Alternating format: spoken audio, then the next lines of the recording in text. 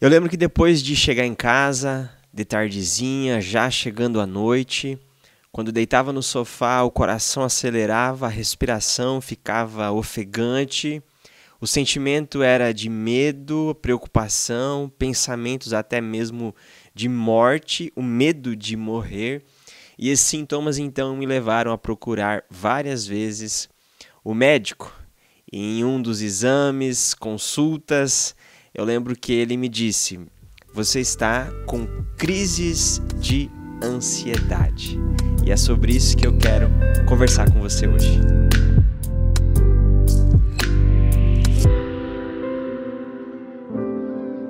Bem-vindos a mais um podcast da AV Toledo. Estamos semeando a palavra. A nossa missão é levar você à liberdade através do conhecimento da verdade. Então é muito bom ter você aqui e é muito bom semear a palavra no teu coração. Eu espero que ela produza efeito e assim você possa repartir com muitas pessoas o que Jesus vai falar com você hoje. Nós vamos falar sobre crises de ansiedade. Eu começo contando o meu exemplo justamente para destruir alguns conceitos que nós viemos construindo ao longo do tempo na cultura evangélica, digamos assim, pensando que a ansiedade é um problema de falta de fé e que alguém que tem ansiedade não tem Deus.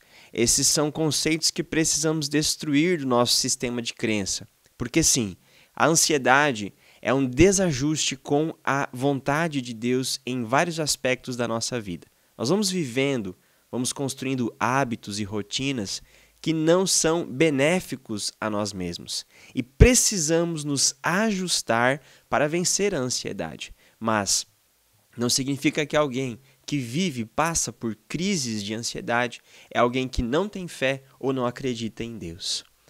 Pelo contrário, pessoas de grande fé que se expõem a grandes desafios terão que cuidar para não passar por essas crises de ansiedade. Se você já passou ou está passando, eu quero compartilhar o que eu fiz. Eu quero compartilhar de forma prática princípios bíblicos que podem ajudar você a vencer a ansiedade. O primeiro princípio que eu assumi na minha vida para vencer, para aprender a viver não mais de forma ansiosa, foi admitir que eu tinha um problema. O salmista, no Salmo 32, Davi, ele vai dizer assim: olha, enquanto eu escondi os meus pecados, o meu corpo definhava. Ou seja, enquanto nós encobrimos as nossas lutas, as nossas dificuldades, enquanto nós escondemos e não admitimos que temos um problema e que precisamos de ajuda, de alguma forma, não só o nosso estado emocional, mas o nosso físico é afetado. Davi disse: o meu corpo definhava enquanto eu escondia o meu problema. Enquanto eu não admitia que eu tinha pecado, que eu tinha errado e que eu precisava de ajuda, o meu corpo definhava. As crises de ansiedade nascem quando nós não percebemos que temos um problema. O primeiro passo foi admitir. Quando o médico disse: você está com crise de ansiedade e eu vou te dar alguns remedinhos, a primeira coisa que eu fiz foi negar. Eu pensei, como pastor, cristão, eu prego o evangelho, eu prego contra a ansiedade, como eu vou estar ansioso?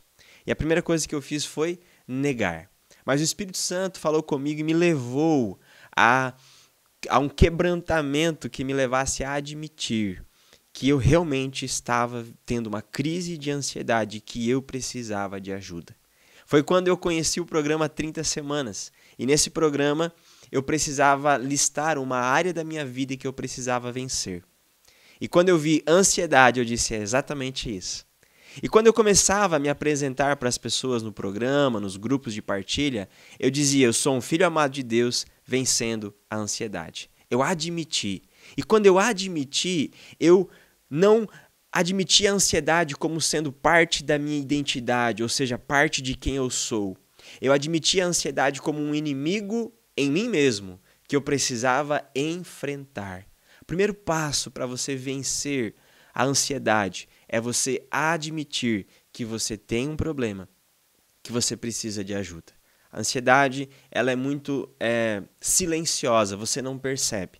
Normalmente, quando nós nos damos conta, os sintomas já estão em estados agudos. E é aí que a gente precisa reconhecer, tenho um problema, preciso de ajuda. E nós precisamos compreender também que a ansiedade não se vence sozinho. Nós precisamos de alguém, precisamos de ajuda e precisamos aceitar os recursos que estão disponíveis para nos ajudar.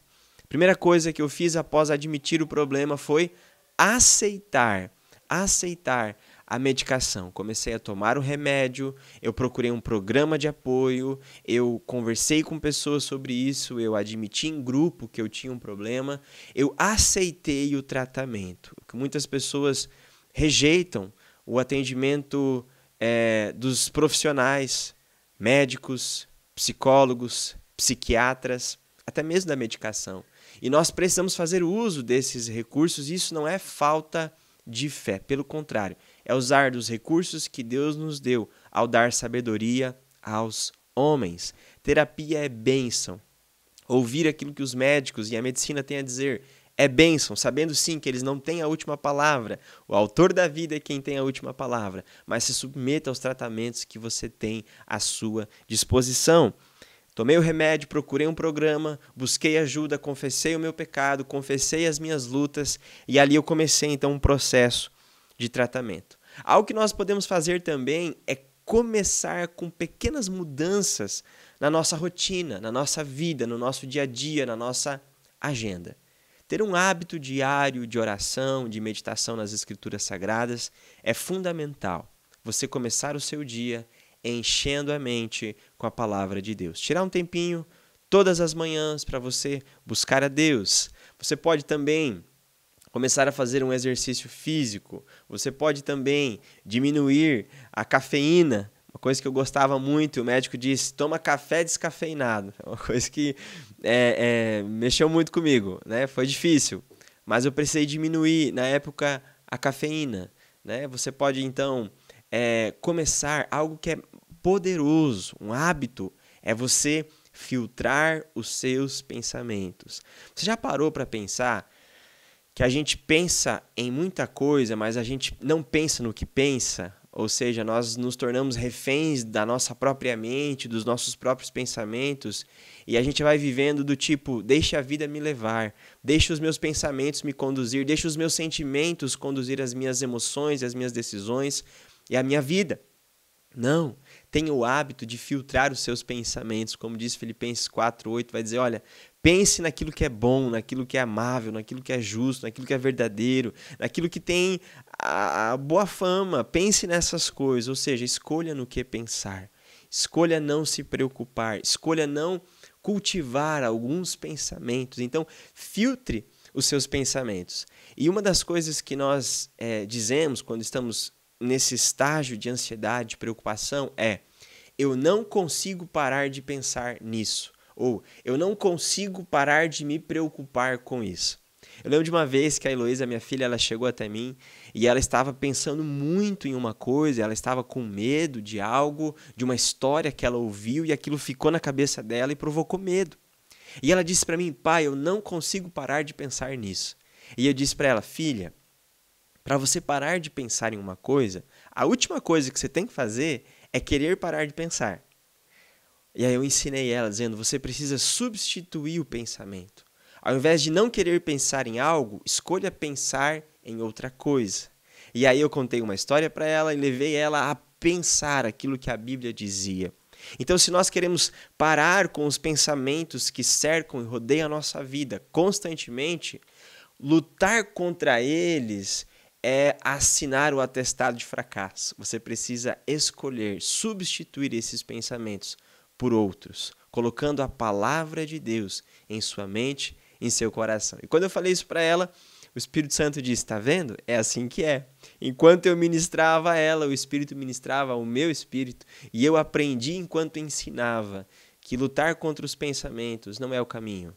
Nós precisamos substituí-los, aplicar força para entrar, trazer, fazer entrar a palavra de Deus em nossos corações. São coisas simples que nós podemos fazer.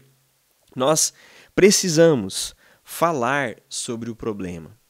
Tiago vai dizer assim, Tiago 5,18, confessem os seus pecados uns aos outros para que vocês sejam curados. Esse processo de abrir o coração e de falar para alguém aquilo que nós estamos passando, aquilo que nós estamos sentindo, esse processo é terapêutico e traz cura.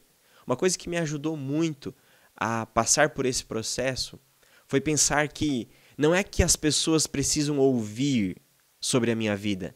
Não é que as pessoas precisam saber o que está acontecendo comigo. É que eu preciso falar. Eu preciso destravar aquilo que está embrulhado em minha alma e falar sobre o que eu sinto. Precisamos acessar níveis de conversas com as pessoas que estão mais próximas a nós, níveis de conversas mais profundas. Conversas que não são sobre coisas, mas são sobre sentimentos. Falar, pôr para fora, dizer como você se sente, encontrar um ambiente, uma pessoa em que você tenha segurança para falar sobre os seus sentimentos. Isso é terapêutico, isso é bíblico, isso traz cura. Você não vai conseguir vencer a ansiedade sem procurar alguém para te ajudar. Eu costumo pensar assim, que para você vencer, lidar com a ansiedade, aprender a não viver mais ansioso, você tem um caminho. Você consegue chegar lá. Você consegue ser restaurado. Você consegue viver uma vida sem ser ansioso, sem estar perturbado pela ansiedade. Você consegue. Você pode viver essa vida. E eu quero levar você a uma ilustração muito simples. Imagine que a sua vida, o estado da sua vida hoje, é um estado cinza, sombrio. Tenha essa imagem em sua mente, um lugar de morte, um lugar cinza, um lugar sem vida, um lugar sombrio. Você está de um lado do abismo e do outro lado do abismo você vê uma paisagem verde, viva, um céu azul, uma vida cheia de esperança, uma vida curada, uma vida restaurada.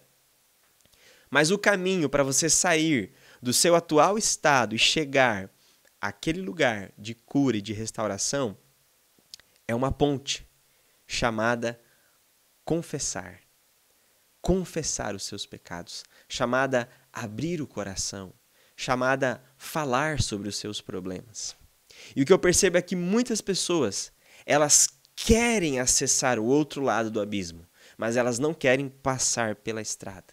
Elas não querem passar pela ponte.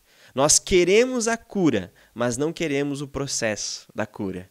Nós queremos a restauração, mas não queremos o processo da restauração. E eu quero dizer para você, para que tu possas passar para o outro lado do abismo e viver uma vida restaurada, você precisa passar por essa estrada de confessar, de falar e de abrir o seu coração. Você pode chegar lá, mas você precisa escolher atravessar a ponte. E por último, é você aprender a viver a experiência de sentir a paternidade de Deus fluindo sobre a sua vida. Uma coisa que eu aprendi é que a ansiedade ela é resultado de um distanciamento de Deus Pai. Não é o fato de você não orar, não é o fato de você não vir à igreja, não é o fato de você não crer em Deus, mas é de você não usufruir da paternidade de Deus. 1 Pedro 5,7 vai dizer: lançando sobre ele toda a vossa ansiedade, porque ele tem cuidado de vós. É aprender que quem tem Deus como Pai tem alguém que cuida da sua vida, do seu presente, do seu passado, do seu futuro, dos seus negócios, da sua família, das decisões que você precisa tomar. É nós aprendermos que Deus cuida de nós. O medo do amanhã é porque nós não enxergamos Deus no futuro. Quando você não enxerga Deus no seu futuro, você se preocupa com o amanhã. Mas quando você sabe que Ele já está lá, porque Ele é o alfa e o ômega, o princípio e o fim. Quando você crê que Deus já está no fim de todas as coisas, quando você sabe que Ele está tanto hoje contigo como no teu amanhã, Ele já se faz presente. Quando você crê assim, você não tem medo e não há por que se preocupar. Assim, quando nós aprendemos a viver a paternidade de Deus, o cuidado de Deus e lançar sobre Ele as nossas preocupações, nós vamos a partir daí aprender a viver como alguém que não é mais ansioso. E como vive alguém que não é mais ansioso? É alguém que vive um dia de cada vez. Esse é o sinal de que nós estamos vencendo a ansiedade, quando nós aprendemos a viver um dia de cada vez. Como disse Jesus, basta a cada dia o seu próprio mal. Quando você se preocupa com as coisas de hoje, trabalha hoje e amanhã a Deus pertence, o amanhã nós não nos preocupamos, o amanhã nós entregamos. Aprenda isso. Com o amanhã você não se preocupa, o amanhã você entrega e lança sobre o Senhor a sua ansiedade, a sua preocupação, porque Ele cuida de nós. Nós temos um Deus que é bom, um Deus que é Pai e que está presente nas nossas vidas. Nele não há medo. Pelo contrário, perfeito amor lança fora todo o medo. É possível vencer a ansiedade com a graça de Deus, com os princípios da palavra e com uma vida ajustada à palavra e ao Senhor da palavra. Que Deus abençoe a sua vida.